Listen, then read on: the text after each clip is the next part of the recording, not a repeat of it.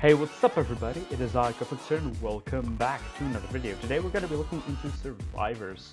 Now, this is not really a revolutionary topic. Many YouTubers have talked about this, but I want to just give my take on it a little bit more in depth, show you the numbers, so you understand the mechanic a bit more than just level up this guy and level up this guy.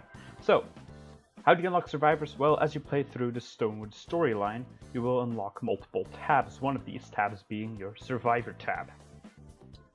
Once you have your survivors, you will have squads. Now, you have the EMT squad, Fireteam Alpha squad, Gadgeteers, and so on, but I just call them Fortitude 1, Offense 1, Resistance 1, and Tech 1, for the sole purpose that if you look past this line, we have Fortitude 2, Offense 2, Resistance 2, and Tech 2. Now, as you may notice, a part of my squads are very empty, and that's because I want to keep my own power level at 100, bringing me to my next point. Survivors have an impact on your power level, but that does not always correlate towards performing better. If you want to look at my stats, I have offense at 3.251 and tech at 3.251. This is the highest it can be. So I deal the maximum damage possible in the game, yet I am 31 power levels below the highest. So I could join a game with someone who's power level 130. He will think I'm actually trash because I'm 30 levels below him, but I will still do more damage than him, for instance. So, but a little bit more on that later. First of all, if you level up a hero in a specific party, you will increase that specific stat. Let's go back to the research tree because that shows it a bit better. You have Fortitude, which has an impact on your health, Offense, which has an impact on your weapon damage, being guns, melee, explosives, all that stuff, Resistance, which has an impact on your shield, and Tech, which has an impact on your abilities, traps, and healing. If I were to look at my stats here, I currently have 156,000 health and 26,000 shield. If I were to put in, let's say, this mythic lead here, you're gonna see that my shield jumps up massively, but my health doesn't, my offense doesn't, and my tech doesn't. So that means that leveling up this hero will just have a sole impact on my shield, bringing me to a point which I want to address. Power level does not always mean you're a better player. Power level just means you have more numbers. More numbers does mean you can either take more hits or deal more damage, but that does not always correlate to you being better. I prefer to have a teammate with maximum offense and tech than a person with maximum resistance but have terrible offense, which means he will do no damage, but at least he won't die. So yeah, now that you know what survivors particularly do to you, that being increasing your stats for a specific value, let's look into how you assign a squad. Let's take a look at the Gadgeteers here. Once you click on the leader, you will unlock these squads as you progress through the game. You have a choice. You can have green rarity, blue rarity, epic rarity, and even legendary leaders. However, you can also get these mythics. Now, mythics are special as, well, just like mythic heroes, they're very rare and difficult to obtain. However, I want you guys to take a quick look at Ellie Zapp's clerk. Look at the three buttons below her, her picture. We have the crown that indicates the fact that she is a leader. We have a little bit of like 3 diamonds, which looks like kind of like in a weird shape, which means that that's her personality. And then you have the little plane right next to it, which means that that's her job. Now, if you look all the way at the top, the Gadgeteers, we have the same plane symbol next to this. This means that her job, that being a Gadgeteer, works together with the squad that are called the Gadgeteers. If I were to put in Gregson, even though he's also the same level as Ellie, you can see he does a lot less for my squad than Ellie did. And that's because his job is being a doctor, while her job is being a Gadgeteer. So, now that we have Ellie slotted in, so we slotted in the highest rarity lead who works together with her job, because that is a double of your power level. Even if it's a green, for instance, her is she is an inventor. She only gives 5 power levels, but if you move over to the think tank, which also has the bulb right next to it, we can see that her power level just jumped up from 5 to 10, because again, it got doubled because it is the same job. So now that we have Ellie slotted in, let's take a look what we can do with this. Actually, let's jump out. You can see something right underneath this. Leader match, bam. So that's again the job working together with the squad. And then personality match. What does that even mean? Well, as we look a little bit lower, those 3 diamonds we said before is your personality, and that's being curious. If we look into the squad members, we can scroll down the list. We see all these different kinds of personalities that each of these survivors have. However, we have one that actually has the same personality, that being, well, this guy, because he also is curious. Now, if you are the same personality, you get a boost that is affected by your lead. How do I explain that? Well, for that, let's jump towards our 5-team alpha squad. So, you can see, all of these guys are at 138.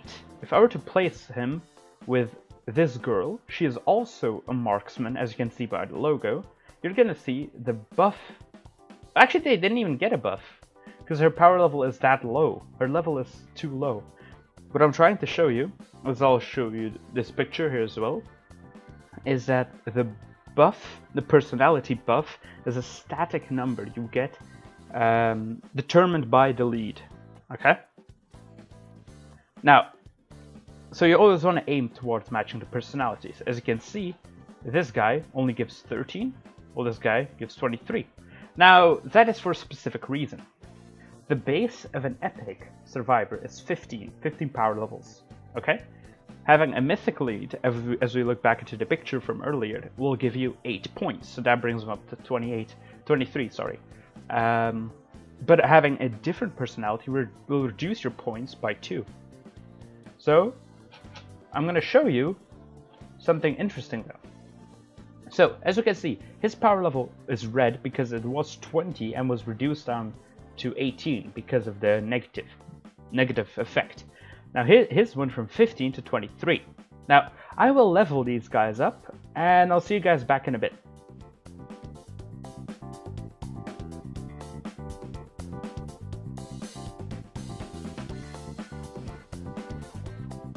Just 1.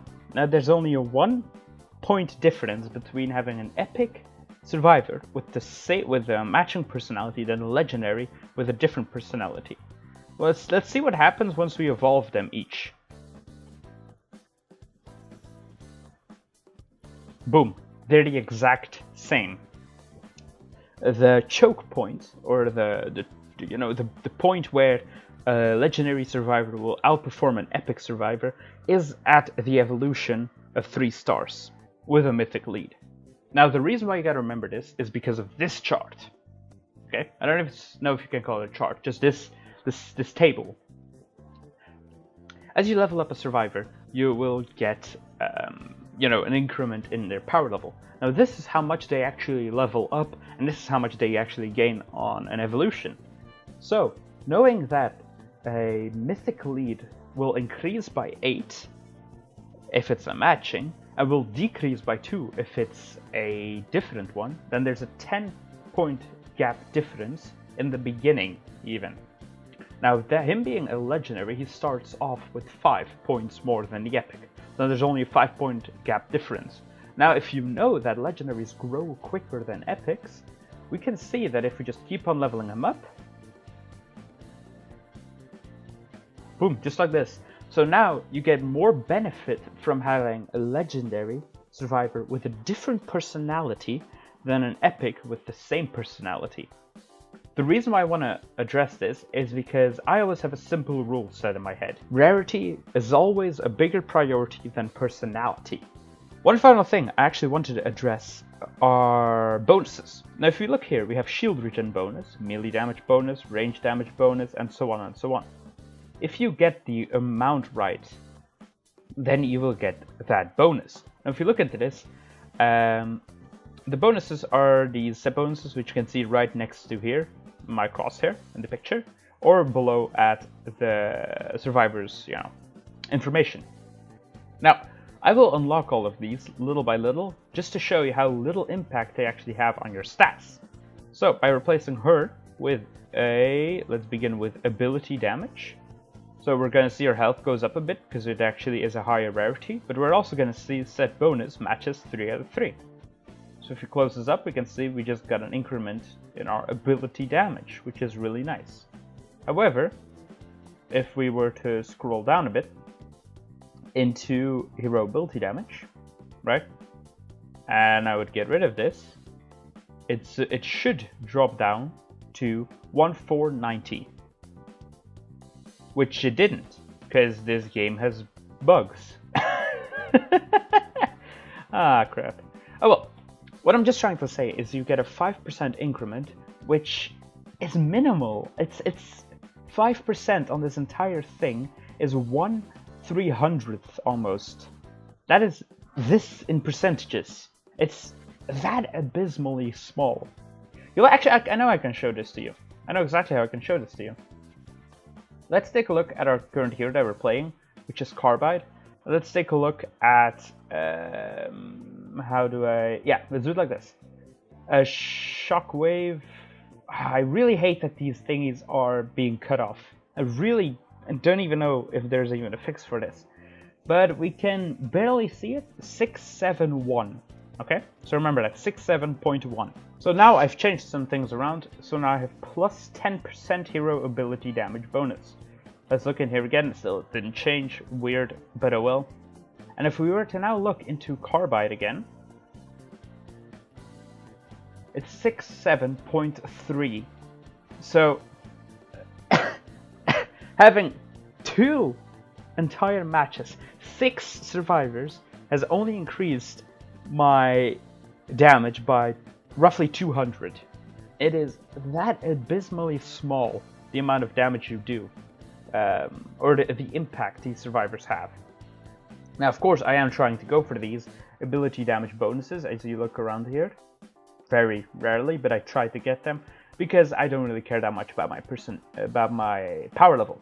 However, if you're a low-level player, you want to put your priority on the rarity first, then on the personality as stated before, and then your last priority would be the set bonuses. Now, the only bonus I personally would say is worth getting is the trap durability bonus, as having 2 of these. Let's see if I can quickly create one here.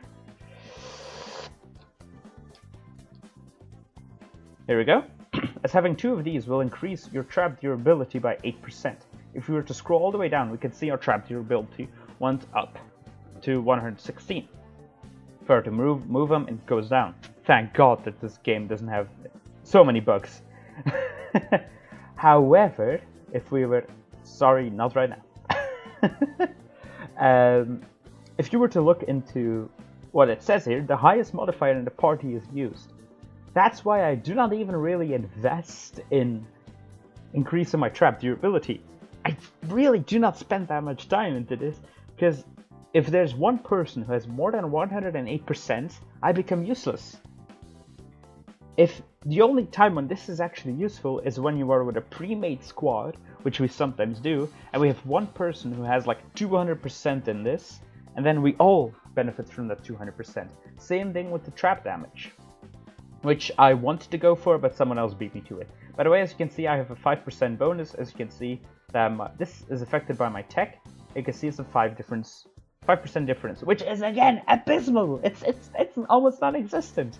Even with incomplete squads, as you can see, I have like 2 fully empty squads actually. Then like this garbage, and here we have a little bit of a gap. Here we also got some gaps. You can still reach power level 100, which is more than enough to compete in high-end Twine Peaks. So even if you do not have mythic leads, even if you do not have legendary leads, even if you only have epics, you're still gonna be able to reach power level 100. Also, when you are creating your squad, always try to prioritize on your lead first, because your lead is what is supposed to work with your squad, right? Look into the correct job and mythic if possible, the highest rarity. And then for the rest of your survivors, you always want to prioritize rarity first, then personality, and finally set bonus. Oh, by the way, autofill trash.